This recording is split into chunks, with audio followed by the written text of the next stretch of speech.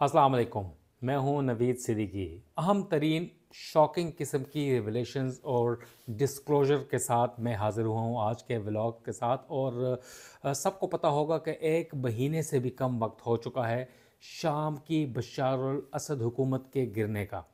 और बशार अल असद की जो रिजीम थी वो 24 साला डिक्टेटरशिप के बाद 8 दिसंबर 2024 को ख़त्म हो गई थी और HTS ने मुल्क का इंसराम और हुकूमत संभाल ली थी। और उसके बाद क्या हुआ, बशार अल असद अपनी फैमिली के साथ मास्को भाग गए और एन व्लादिमीर पुतिन जो रशियन प्रेसिडेंट है उनकी नाक के नीचे रहने लगे, सियासी पनाह दे दी गई।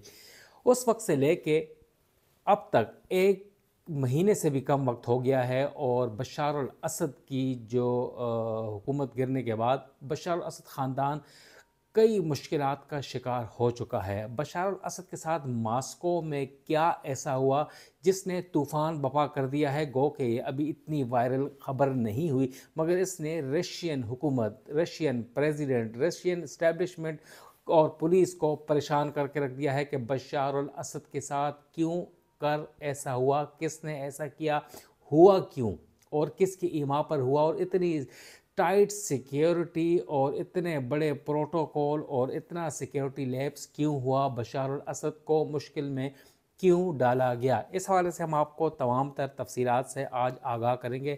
सीरिया के ऊपर ही बात कर रहे हैं और बशार अल असद के ऊपर भी, और बशार अल असद के साथ क्या हुआ। मगर उससे पहले ये आपको बताता चलूँ कि बशार अल असद की जो अहलिया हैं 50 साला अस्मा बशार अल असद, उनको भी कैंसर हो चुका है। उनकी ज़िंदगी भी ख़तरे में बताई जा रही है और बताया जा रहा है कि रशियन अस्पतालों में जो डॉक्टर्स हैं वो इस वक्त अस्मा असद का इलाज कर रहे हैं और अस्मा को ख़तरनाक किस्म का एक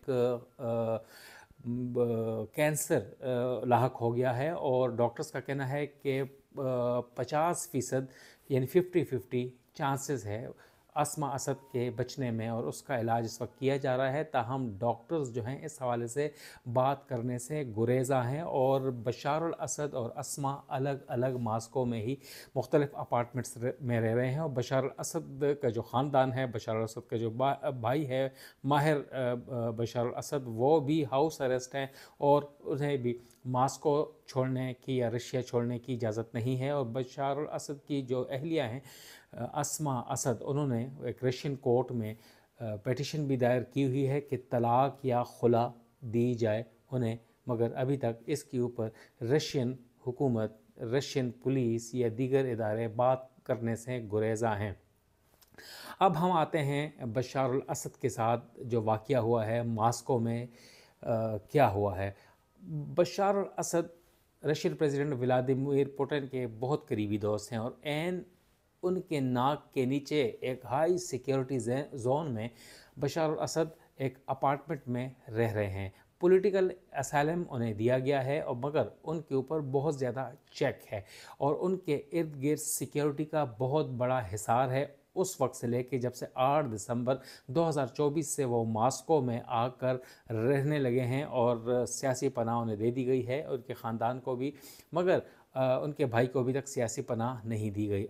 अच्छा, हुआ क्या है, हाई सिक्योरिटी जोन में अपने अपार्टमेंट में बशार अल असद रह रहे हैं, उनके ऊपर एक जानलेवा हमला किया गया है। और जानलेवा हमला अटैक कैसे किया गया है, उन्हें कत्ल करने की एक साजिश थी और कत्ल करने की कोशिश की गई है, मगर बताया ये जा रहा है कि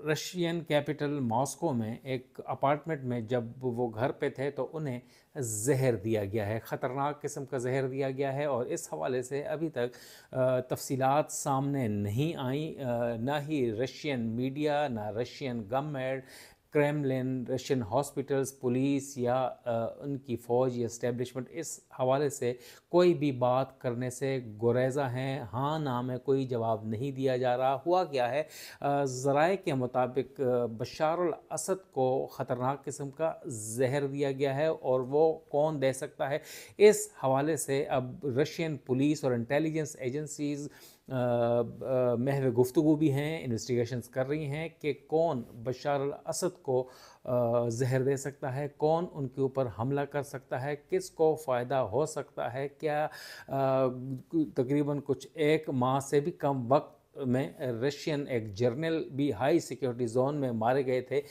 यूक्रेन के इंटेलिजेंस के हमले में। और अब बताया जा रहा है कि क्या प्रेसिडेंट व्लादिमीर पुतिन के करीबी दोस्त और उनके नाक के नीचे रहने वाले, उनकी पनाह में रहने वाले बशार अल असद को मारने का फ़ायदा किसे हो सकता है। क्या यूक्रेन ये हमला कर सकता है ताकि बदनामी हो रूस की, व्लादिमीर पुतिन की और इस्टेब्लिशमेंट की। रशियन के अपने मेहमान का ख्याल नहीं रख सकते और बहुत बड़ा सिक्योरिटी लैब्स है। इस हवाले से तहकीकात शुरू कर दी गई हैं, मगर हुआ क्या उस हवाले से हम आपको तफसीलात से आगाह कर रहे हैं कि एक ख़तरनाक किस्म का जहर दिया गया है और उस वक्त उन्हें अस्पताल नहीं ले जाया गया। सिक्योरिटी ज़राए का यह कहना है कि अस्पताल ले जाना ख़तरे से खाली नहीं था, लिहाजा वहीं पर वो पुलिस ने हॉस्पिटल्स और मेडिकल जो स्टाफ था, डॉक्टर्स थे और तमाम इक्विपमेंट्स वहाँ से अस्पताल में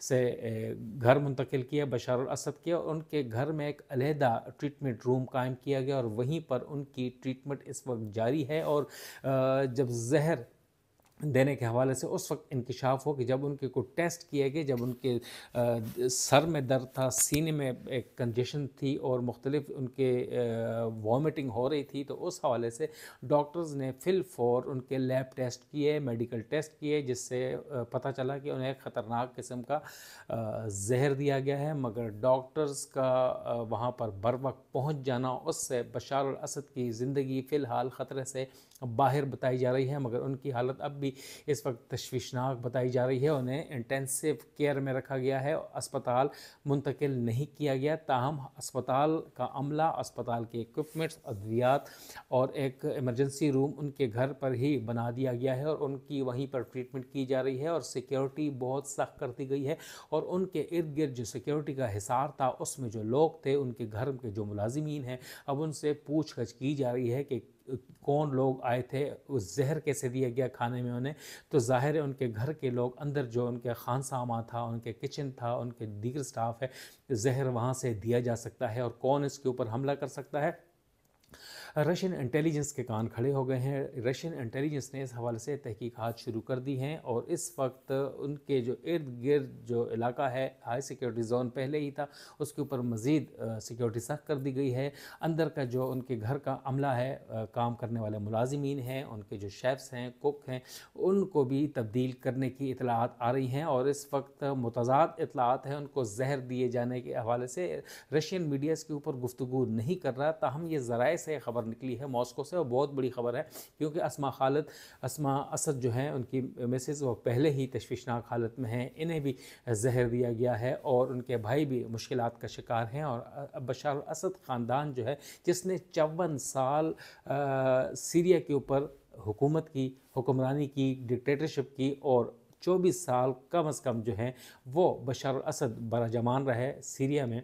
अब गुज़श्ता माह उनकी हुकूमत HTS ने ख़त्म करके उनको गिरा के, और वो अब वहाँ पर बराजमान हो गए हैं। और अब ये कहा जा रहा है कि HTS जो है उनके ख़िलाफ़ भी बशार अल असद के जो हामी बागी हैं, उन्होंने कार्रवाइयाँ शुरू कर दी है। ताहम सैकड़ों की तादाद में बशार अल असद के हामी बागी सिपाहियों को हलाक किया जा चुका है, उनके ऊपर हमले किए जा रहे हैं। और उनको कंट्रोल करने के लिए HTS के जो हामी और जो सिक्योरिटी फोर्सेस हैं, जो शामी पुलिस है और फ़ौज है, अब उनको काबू करने में मसरूफ़ है। और इसके अलावा दूसरी जानब बहुत बड़ी डेवलपमेंट्स ये हैं कि जो गुज़िश्ता कई दिहाइयों से यूरोप, अमेरिका और दीगर ममालिक के शाम के साथ जो ताल्लुकात थे वो तात्तुल का शिकार थे, डेडलॉक था, बिल्कुल सफारती ताल्लुकात ख़त्म हो चुके थे। क्योंकि वहाँ से बताया जा रहा था, जो अमेरिका कहता था कि एक्सेस ऑफ ईवल, वहाँ से दहशत गर्दी निकलती थी, वहीं से दहशतगर्दों को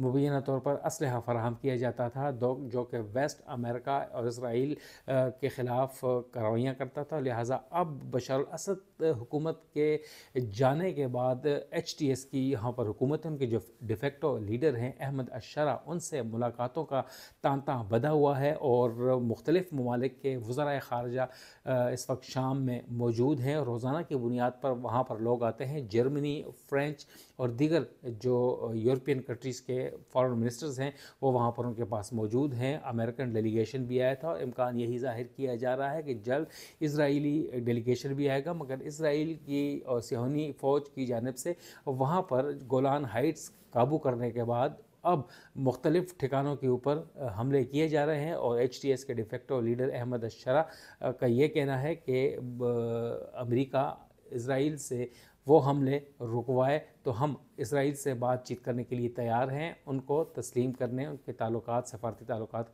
कायम करने के लिए तैयार है। और दूसरी जानब जो शामी वज़ीर ख़ारजा हैं वो सऊदी अरब के बाद अब UAE और जॉर्डन के और कतर के दौरों पर भी रवाना हो गए हैं और अब इन इस्लामी और अरब और ख़लीजी ममालिक के साथ वो अपने ताल्लुकात इस्तवार करना चाहते हैं। और वो अब नए जो डिफेक्टो लीडर हैं अहमद अशरा, वो चाहते हैं कि आलमी दुनिया उनके ऊपर पाबंदियाँ उठाए, उनके साथ ताल्लुकात, सफारती ताल्लुकात इस्तवार करे और उन्हें तस्लीम करे और उनकी माली इमदाद करे, ताकि कई दिहाइयों की सिविल वार और जंगों की वजह से तबाहाल शाम को दोबारा खड़ा किया जा सके, रिकन्स्ट्रक्ट किया जा सके, ताकि शाम के जो लोग हैं उनकी ज़िंदगियाँ बेहतर हो सकें। इस हवाले से मज़ीद आपको आगाह करते रहेंगे। इजाज़त दें। अस्सलाम।